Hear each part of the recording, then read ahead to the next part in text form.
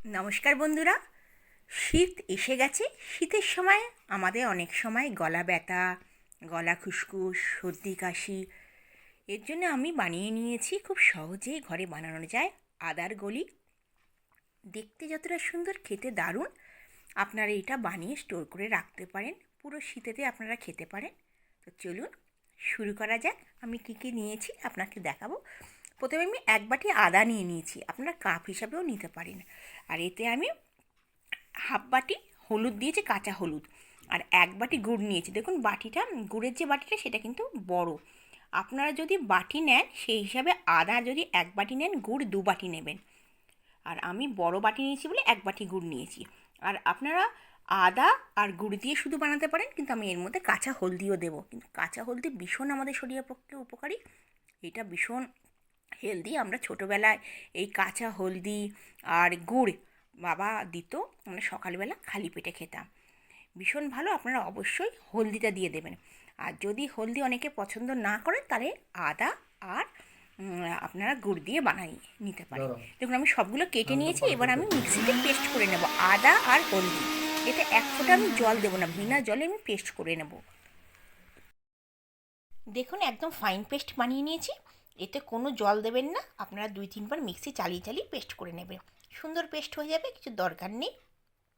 যদি হলদি না দেন, আদা যদি একদমই না হয় তখন 1 চামচ হয়তো জল দিতে পারেন, কিন্তু চেষ্টা করবেন জল না দিতে। এবার দেখুন আমি গ্যাসের মধ্যে ফ্রাই প্যান বসিয়ে দিয়েছি, হলুদ আর আদার পেস্টটা দিয়ে দিলাম।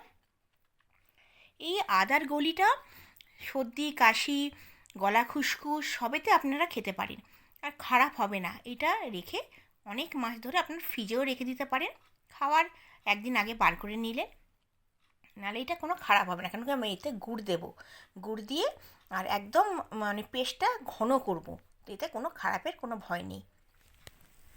এবার দেখুন গ্যাসের ফ্লেমটা মিডিয়াম করে আমি 8 থেকে 10 মিনিট টাইম লাগবে, এটাকে আমি ভেজে নেব। দেখুন গুড়টা মোটামুটি গলে যাচ্ছে। এটা সমানে কিন্তু মিডিয়াম ফ্লেমে নাড়াতে থাকবে না, এটা কিন্তু ছাড়া চলবে না, ছাড়লে কিন্তু লেগে যাবে।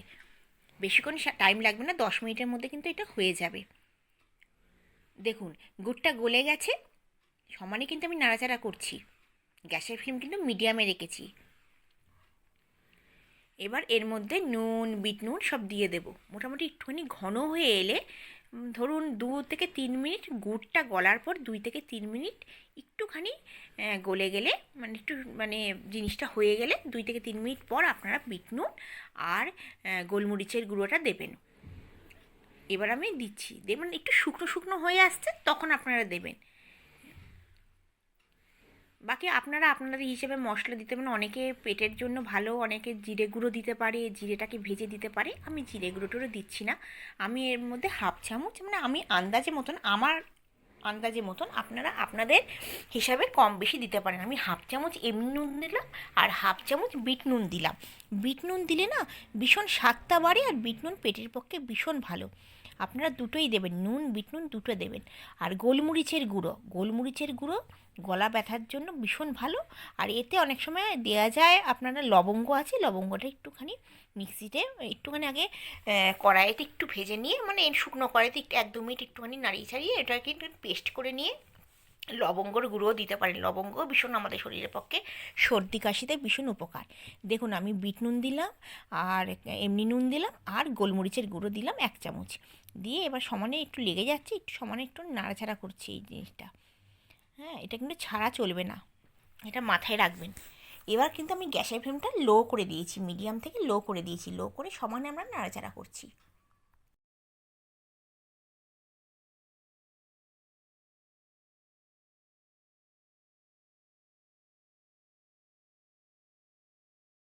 দেখুন অনেকটা দেখতে আচারের মতন লাগছে না? অনেক সময় তেঁতুলের আচারও কিন্তু এরকম খেতে ভাল লাগে, মনে হচ্ছে না তেঁতুলের আচারই বানানো হচ্ছে, দারুণ লাগছে। এবার নাড়াচাড়া কিন্তু আমি সমানে করে নিয়েছি লো ফ্লেমে। মোটামুটি 10 মিনিট মতন লাগবে, দেখবেন প্যান থেকে উঠে আসবে, তখন বুঝবেন যে হয়ে গেছে। এখনও কিন্তু হয়নি, এখনও 2 থেকে 3 মিনিট টাইম লাগবে।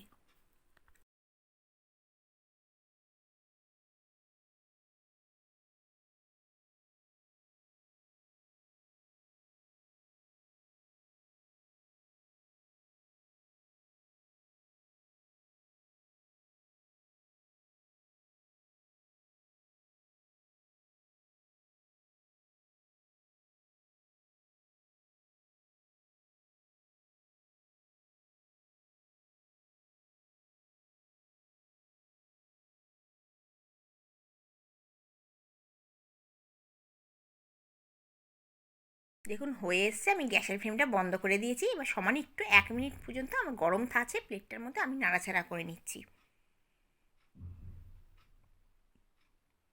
এবার যেই থালাটায় নেব তার মধ্যে একটুখানি ঘি লাগিয়ে নিয়েছি। এইটা না আমি ঘরেতে প্রায় বানাই, বর্ষাকালে তো সর্দি কাশি হয় আমাদের ঘরে, লেগে থাকে, তো আমি বানাই। তো এইটা কি হয়েছে, হাতে না একটু লেগে যায়, একটু না চ্যাটচ্যাটে টাইপের হয়। তো এর জন্য একটু ঘি অবশ্যই নেবেন, হাতে একটু ঘি নেবেন, নিয়ে বানাবেন। এটা কিন্তু মাথায় রাখবেন। একটুখানি এটা ঠান্ডা হতে দেবেন, একদম গরম কিন্তু ধরতে পারবেন না, গুড় আছে, হাতে লেগে যাবে। ওই জন্যে একটু মানে 5 মিনিটের মতন পাখার নিচে একটু রেখে দেবেন। একটু ঠান্ডা হওয়ার পর আপনারা যখন ধরতে পারবেন তখন বানাবেন। হালকা গরম থাকবে তখন কিন্তু বানাবেন, এটা মাথায় রাখবেন। ঠান্ডা গরমও কিন্তু একদমই পারবেন না করতে। দেখুন আমি 5 মিনিট ফ্যানের নিচে রেখেছি, তাও হালকা গরম আছে। আমি আবার চামচটা একটু নাড়াচাড়া করে নিলাম, হাতের মধ্যে একটুখানি ঘি লাগিয়ে নিলাম। এটা একটুখানি হাতে লেগে যায়, এটা মাথায় রাখবেন। দেখুন একটু ঘি লাগিয়ে করবেন। আর যদি মনে হয় যে ঘি লাগানোর পরেও হচ্ছে না, তাহলে কিন্তু একটুখানি হাতেতে জল দিয়ে দেবেন, তাহলে গরমটা লাগবে না। দেখুন আমি কিন্তু হাতে ঘি নিয়ে নিয়েছি, নিয়ে মোটামুটি একটু বড় সাইজের আমি বানিয়ে নিচ্ছি। হাতে একটু লেগে যাচ্ছে, চ্যাটচ্যাটে মানে একটু গুড় তো আছে, তো একটু চ্যাটচ্যাটে লাগছে। দেখুন, আর হলুদ দেওয়ার জন্য কি সুন্দর কালার হয়েছে। আপনারা অবশ্যই হলুদ দিয়ে বানান, ভীষণ উপকারে আমাদের হলুদ। এই কাঁচা হলুদ দারুণ উপকার। আমি আমার ছেলেকে রোজ এই কাঁচা হলুদ ভালো করে ওই ঘিসুনি আছে, ঘিসুনি দিয়ে ঘষে আমি দুধটাকে 4-5 মিনিট ফুটিয়ে ছাঁকনির মধ্যে ছেঁকে আমি দিই। এই সময় আমাদের এদিকে দিল্লি সাইডে প্রচণ্ড ঠান্ডা পড়ে, আর হলদি আমাদের ভীষণ ইমিউনিটি ভালো করে, আর অ্যান্টিবায়োটিক, এটা মাথায় রাখবেন। তো কাঁচা হলদি এই সময় পাওয়া যায়, এবার এই সময় নিয়ে এসে আপনারা বাচ্চাদেরকে অবশ্যই কাঁচা হলদি ওইটাকে মানে কদ্দুকস আছে ওটা ঘষে 4-5 মিনিট দুধটা ভালো করে ফুটিয়ে লো ফ্লেমে তারপরে ছেঁকে দেবেন, দেখবেন আপনারা ইমপ্রুভ বুঝতে পারবেন। কারণ আমি 12 মাস মানে সব সময়, গরমকাল ছাড়া বর্ষাকাল আর শীতকালে তো সব সময় আমি আমার বড় ওই হলদি দুধ খাই, আর আমার ছেলেও হলদি দুধ খায়। বলতে নেই কিন্তু অনেক সর্দি কাশি কম হয়, এটা মাথায় রাখবেন। আর এতে তো অবশ্যই হলদি দেবেন, কারণ এমনি হলদিতে তো খাওয়া যায় না, কিন্তু এতে দিলে বুঝতে পারবেন না, খেতে কিন্তু ভাল লাগবে। দেখুন আমি সবগুলো মোটামুটি করে নিচ্ছি, হাতে একটু লেগে যাচ্ছে, আমি একটু ঘি লাগিয়ে নিচ্ছি। আপনারা অবশ্যই এই প্রসেসে বানাবেন, আর বানিয়ে কমেন্টসে জানাবেন আপনাদের হয়েছে কিনা, পারফেক্ট হয়েছে কিনা। আপনাদের ভিডিওটা কেমন লাগছে অবশ্যই জানালে আমার ভীষণ ভালো লাগবে, আমি খুশি হব যে আমি এত কষ্ট করে ভিডিও বানাচ্ছি, যে কেউ দেখে ভালো লেগেছে। আপনারা কমেন্টসে অবশ্যই জানাবেন, আর ঘরে বানিয়ে অবশ্যই আমাদেরকে বলবেন। দেখুন কি সুন্দর হয়ে গেছে। এবার আমি না এইগুলো না একটার পর একটা যখন শিশিরে রাখবেন তখন লেগে যায়, তো আমি না একটু চিনি পাউডার দেবো। চিনিটাকে ঘরেতেই আমি মিক্সারে পাউডার বানিয়ে নিয়েছি, এবার ছাঁকনির মধ্যে চিনিটা নিয়ে ওপর দিয়ে চিনি পাউডার দিয়ে দেবো। আপনাদের পছন্দ না হলে আপনারা স্কিপ করতে পারেন, কিন্তু এটা না একটার সাথে একটা লেগে যায়। আর আজকের ভিডিওটা কেমন লাগলো অবশ্যই আমাদের জানাবেন, আমাকে জানালে আমার ভীষণ ভালো লাগবে। আমি তো আগ্রা থেকে ভিডিও বানাচ্ছি, আপনারা কোথা থেকে, দেশের কোথায়, বাইরে থেকে কোথা থেকে দেখছেন কি দেশে, জানালে আমি খুশি হব।